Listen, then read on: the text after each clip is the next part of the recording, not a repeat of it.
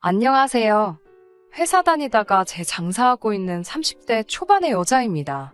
원래부터 장사에 관심이 있다거나 하는 사람은 아니었습니다. 제가 장사 시작한 지는 조금 되었는데 회사 다니면서 소소하게 부업하는 느낌으로 시작을 한 거지. 무슨 욕심이 있어서 시작을 한 게 아니었어요.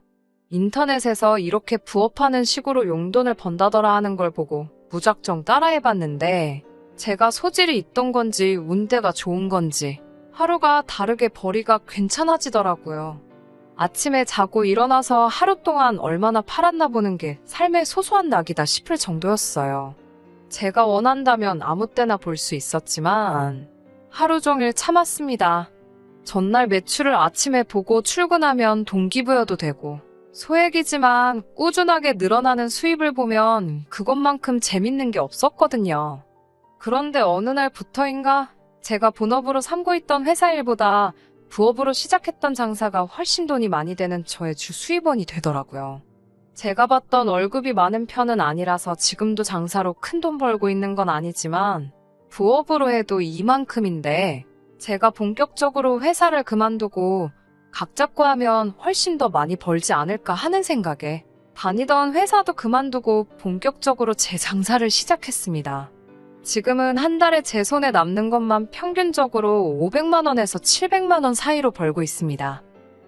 어디 가서 자랑할 정도로 많은 편은 아니지만 그래도 제가 받던 월급 생각하면 거의 2배 이상을 벌게 되었으니 이 정도도 굉장히 과분하다고 할 수 있습니다. 아무튼 그때 장사하면서 만나던 남자친구가 현재 남편이 되었습니다. 그때도 결혼을 염두에 둘 정도로 능력 있는 남자는 아니었어요. 멀쩡히 다니던 직장을 그만둔다는데 가족들까지 말리던 그 상황을 이해해주고 저보고 할 수 있다고 격려해주며 항상 제 뒤를 지켜준 모습에 이 사람이라면 언제나 제 편이지 않을까 하는 생각으로 이 남자와 결혼을 결심하게 되었어요. 그런데 저한테 잘하는 것 그 이상으로 자기 가족, 특히 자기 누나한테 잘하는 그런 사람일 거라고는 상상도 못했네요. 남편에게는 위로 누나가 한 명 있습니다. 남편과는 연년생이지만 생일이 빠른 저한테는 몇 달 차이도 안 나는 동갑내기 친구나 마찬가지입니다. 제가 빠른 년생이라고 신우한테 맞서고 대든 적도 없고 좋으나 싫으나 제 손윗사람이 되는 게 맞기 때문에 있는 그대로 받아들이려고 노력하고 있었어요. 그런데 신우는 저에 대해서 잘 알지도 못하면서 저를 그저 동생 대하듯 다루네요. 제가 부족한 점이 있다면 당연히 노력해서 배워나가겠지만 신우가 그렇다고 배울 점이 있거나 더 어른스럽다거나 한 부분은 하나도 없습니다. 그런데 오히려 손이 신우라는 그 위치를 가지고 저를 누르려고 하는 느낌을 지울 수가 없었어요. 신우는 결혼한 지 조금 되었습니다. 저희가 이제 결혼 1년 차지만 신우는 오래전에 아주버님하고 결혼해서 살림 차려 독립한 지가 오래입니다. 아주버님은 지방에 있는 해운회사에 다니고 있어요. 원래 서울에 있는 본사 출신인데 지방에 있는 지사의 심각한 인원 문제로 결혼 후 얼마 안 있어서부터 결혼을 메꾸기 위해 지방에 있는 지사로 출근을 하게 되었는데 본사에 있을 때보다 거기서 훨씬 능력을 인정받아 지방에 있는 지사에 뿌리를 내리게 된 사람입니다. 그렇다 보니 신우와는 원치 않게 주말 부부가 된 상황이고요. 아주버님이 지사에서 한 자리를 맡게 되면서 회사에서는 숙소비 지원이며 이런저런 복지 혜택을 조건으로 내걸었는데 신우가 어떻게 젊은 사람들이 지방에서 살 수나 있겠냐며 서울이 아니면 안 된다고 우겨대는 통의 주말 부부 생활을 시작하게 되었답니다. 저는 이런 사실을 결혼 후에야 알게 되었으니 사실 신혼 초에 신우가 우리 신혼집 비밀번호를 아주 자기 집 문 열듯이 자연스럽게 누르고 들어오는 모습을 보고 어이가 없어서 말문이 틀어막힌 일이 있었습니다. 자연스럽게 들어와서 하는 행동을 보고 있자니 이게 남편 총각 시절에도 하루 이틀 와본 게 아니더라고요. 다른 사람도 아니고 남편 가족인데 올 수도 있지 않느냐고 하시는 분들도 계시겠지만 정말 저랑은 결혼식 본식 날과 그 전에 안가 가족 모임 때 2번 만난 거 말고는 그 어떤 교류도 없던 사람이었거든요. 더군다나 남편이 출근해 있는 데나 시간에 제가 버젓이 집에 있는데도 신혼집 문을 열고 들어오는 무개념적인 행동이 용납이 되지 않았습니다. 심지어 들어와서는 정말 제 집처럼 편하게 있더라고요. 자연스럽게 제가 먹으려고 사놓은 주스를 한 컵 따라서는 소파에 발 뻗고 편하게 앉아 TV를 보더라고요. 제가 이게 경우 없이 뭐 하시는 거냐는 식으로 눈치 주듯이 쳐다보기는 했는데 신우는 뻔뻔하게도 자기는 신경 쓰지 말고 볼 일 있으면 일 보라고 하고 아주 자기 집처럼 드러누워서 쉬고 있더라고요. 저녁에 퇴근한 남편 불러 세워서 이게 무슨 꼴이냐고 따졌어요. 그랬더니 남편은 제가 너무하다는 듯이 너무 매정하고 인간미가 없는 거 아니냐고 따지며 주말 부부로 혼자 지내야만 하는 누나가 얼마나 평소에 외롭겠냐고 집에서 매일같이 혼자서 지내야 되는데 동생이 마침 근처에 사니 이렇게라도 왕래하면 사람이 그립지도 않고 외롭기도 덜 하지 않겠냐고 하는 거 아니겠어요. 그러면서 저녁 식사는 이제 되도록 같이 하려고 하니 저녁은 3인분씩 준비해달라고 하더라고요. 저녁 같이 먹는 것까지는 이해해준다고 쳐도 신우가 남편 출근하고 얼마 되지도 않은 일은 아침부터 우리 집 비밀번호 따고 들어와서 냉장고에 있는 거 허락도 없이 꺼내 먹고 지 집처럼 누워서 쉬고 있는 꼴도 보고 싶지 않았어요. 저도 집에서 노는 게 아니라 일을 해야 하는데 제 남편이나 제 가족이 아닌 다른 사람이 집에 있다는 것 자체만으로도 신경이 쓰여서 일에 집중이 안 됐거든요.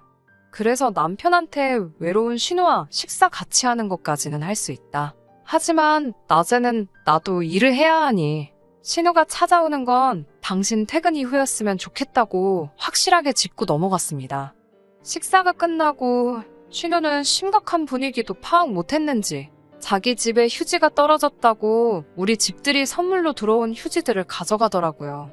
워낙 많이 있어서 주는 것은 문제가 되지 않는데 대낮부터 우리 집에 있는 모든 것들이 마치 제 것인 것 마냥 허락도 없이 손대는 게 아주 저를 열받게 했습니다.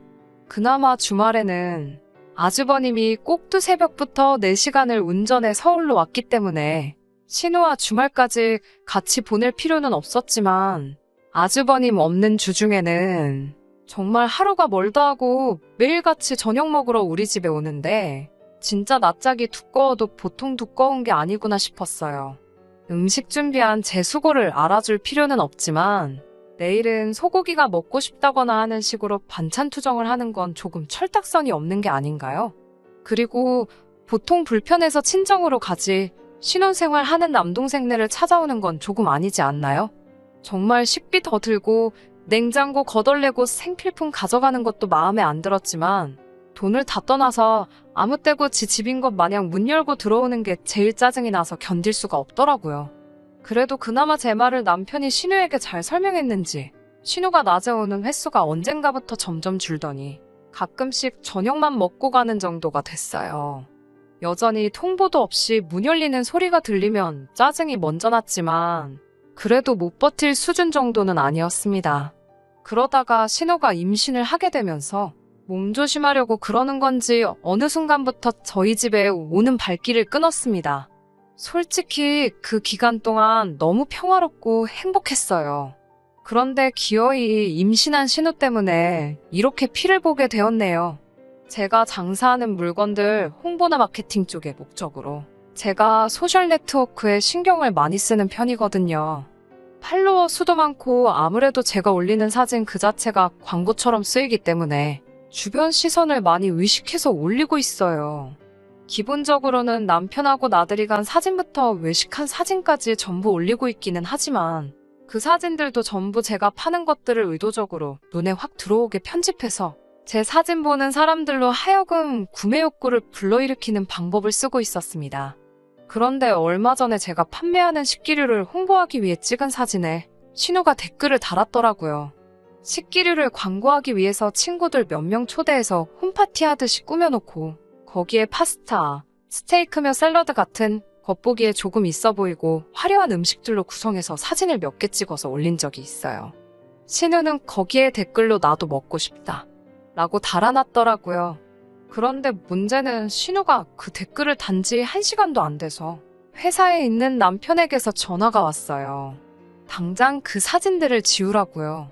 내가 일하는데 필요해서 찍은 사진들인데 그걸 왜 지우라고 그러냐 따졌더니 신우가 그 사진 보고 얼마나 소외감이 들겠냐고. 누가 보면 임신하고 혼자 지내는 신우는 나 몰라라 하고 우리만 떵떵거리며 집에다 사람 불러서 파티하고 그러는 줄 알겠다고.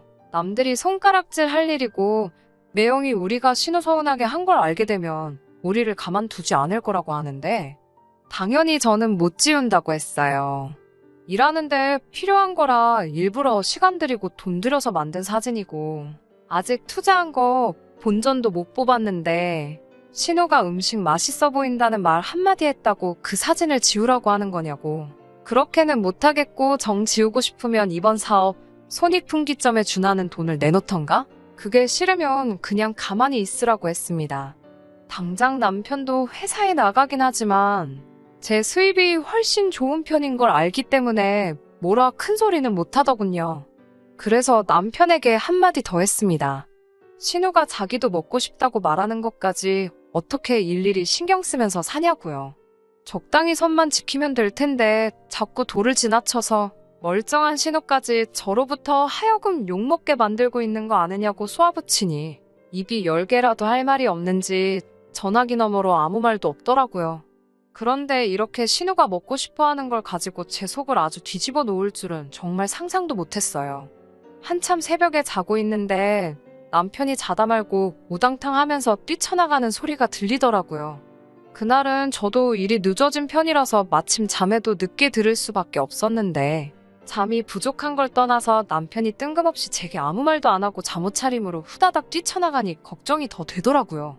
얼마나 급하게 나갔는지 전화기는 또 두고 나가서 어디 간 건지 무슨 일인지 연락이 안 되고 잠이 덜 깬 와중에 정말 너무 걱정이 돼서 이러지도 저러지도 못하고 있다가 남편이 무슨 연락을 받고 나간 건지나 확인해보자 하고 남편 전화기를 켰더니 마지막에 통화한 사람이 신우더라고요.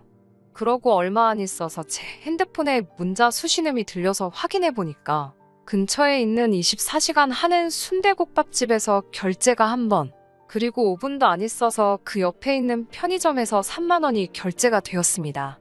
혹시나 하는 생각을 가지고 있었는데 1시간 있다가 지친 모습으로 터덜터덜 남편이 집 안으로 들어오더라고요.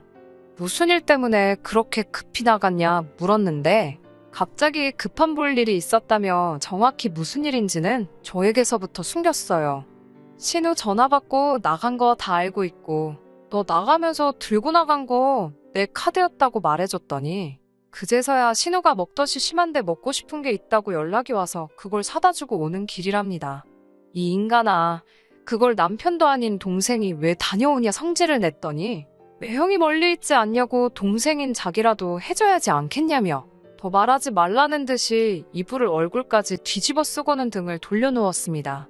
매번 니네 누나가 뭐 먹고 싶다고 할 때마다 이렇게 새벽마다 출동할 거냐고 하니까 그건 상황 봐서라고 하는데 곧 죽어도 이번에만 다녀온 거고 다음부터는 가지 않겠다는 말을 하지는 않더군요.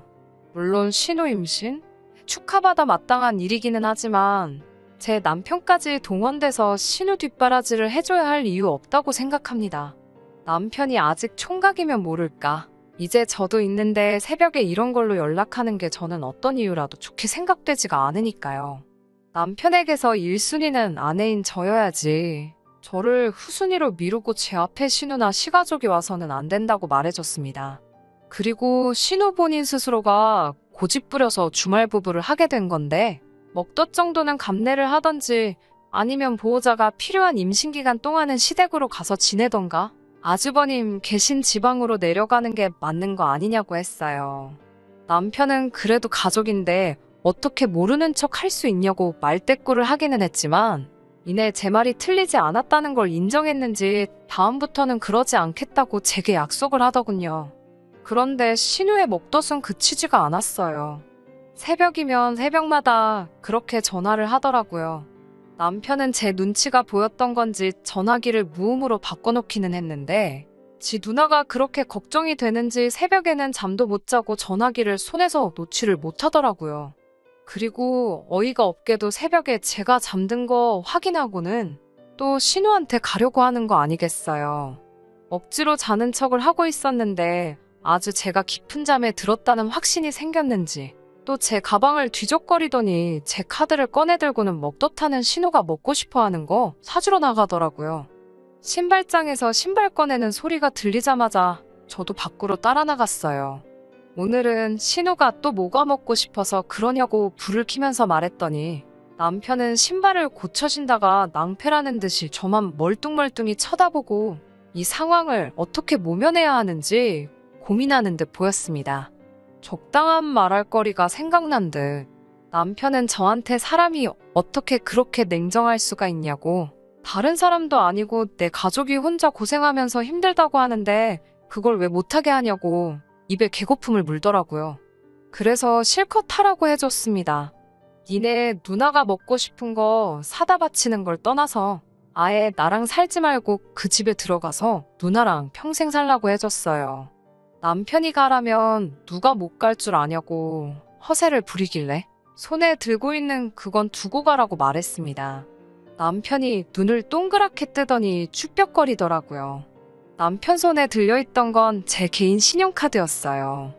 누나한테 잘하고 싶으면 잘하라고, 근데 내 돈 갖고 할 생각 하지 말고 어디 가서 내 남편인 척도 하지 말라고 했어요. 평생을 가족 품에서 가족들만 챙기는 착한 아들, 착한 동생으로 남으라고, 내 눈에 마누라가 번 돈지 가족들한테 빨대 꽂혀서 죄다 빨리는 호구 같은 남편은 필요 없다고 해줬습니다. 남편은 큰 소리 치면서 내 가족은 내가 챙긴다고 제 카드까지 집어던지고 먹덧하는 신우 챙겨주러 밖으로 뛰쳐나가더군요. 제가 이렇게까지 말했는데도 가족을 택한 건 내가 더 이상 필요 없고 가족을 위해 살겠다는 말로 받아들이게 되었고, 그래서 그 새벽부터 저도 잠도 포기하고 남편 짐들을 빼서 현관 밖으로 하나둘씩 던져놓기 시작했습니다. 대충 남편의 옷가지를 다 뺐을 때 저는 현관문 비밀번호를 바꾸고 다시 잠에 들었어요. 남편은 그래도 꿋꿋이 누나 먹고 싶은 거 챙겨주고 아침이 밝을 때가 돼서야 집으로 기어 들어오더라고요. 문 앞에 자기 짐들이 나와 있고 현관문이 안 열리니 그제서야 저한테 전화를 하기 시작했습니다. 처음에는 세게 나오더라고요.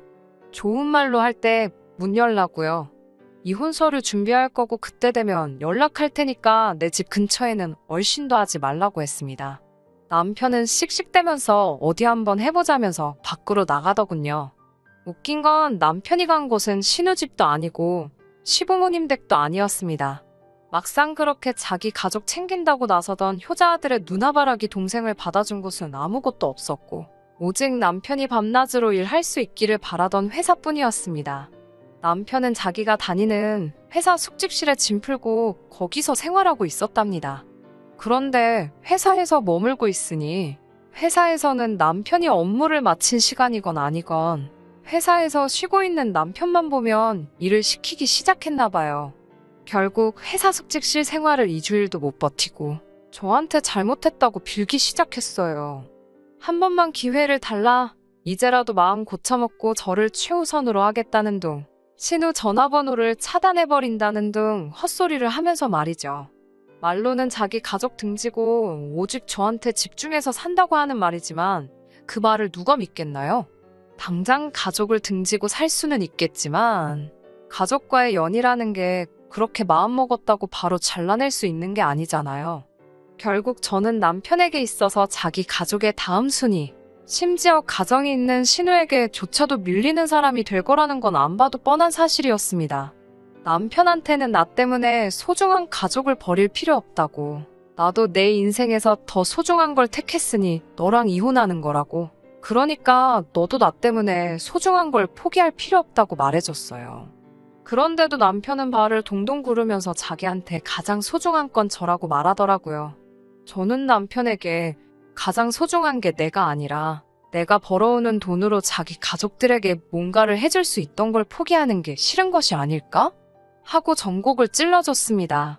신우 먹덧하는 와중에도 자기 돈 쓰기 싫어 제 카드를 들고 나가던 사람인데 앞으로 제가 벌어올 돈 가지고 시댁에 뭐 하나 더 해주려는 거 안 봐도 뻔한 거 아니냐고 하니 정말 전곡을 찔러버린 건지 고개만 숙인 채 변명도 못하고 있더라고요. 지금은 남편하고 이혼해서 혼자 살고 있어요.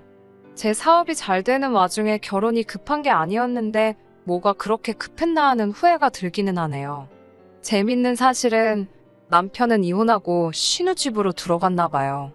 시부모님은 다시 남편 뒷바라지 해주기 싫다고 거절하셨다고 하고 하는 수 없이 신우가 오갈 곳 없어진 남편을 데려갔는가 봐요. 그런데 신우도 임신한 몸으로 남편 뒷바라지 해주는 게 싫었는지 한 달도 안 있어서 서울 생활을 포기하고 아주버님 계신 지방으로 갔다고 합니다. 낙동강 오리알 신세가 된 남편은 지금 다시 회사 숙직실에 들어가서 생활하고 있다고 해요. 조만간 시부모님 댁으로 다시 들어간다고는 하지만 거기서 더 이상 가족 챙기는 착한 장남 노릇을 할 수나 있을런지 싶네요. 마음 곱게 먹고 우선순위라도 잘 먹였으면 저랑 잘 지냈을 수도 있는데 제 돈 가지고 자기 가족한테 잘하려던 못된 신보가 업보가 되어 돌아갔다는 생각이 드니 참 샘통입니다. 요즘 제 사업은 전에 없이 더 잘 되고 있고 언젠가 남편이 땅을 치고 후회할 날이 올 때까지 더 열심히 달려볼 생각이에요. 끝까지 들어주셔서 감사합니다. 오늘의 사연은 여기까지입니다. 구독과 좋아요, 알람 설정 부탁드리고 더 좋은 사연으로 다시 찾아뵙겠습니다. 감사합니다.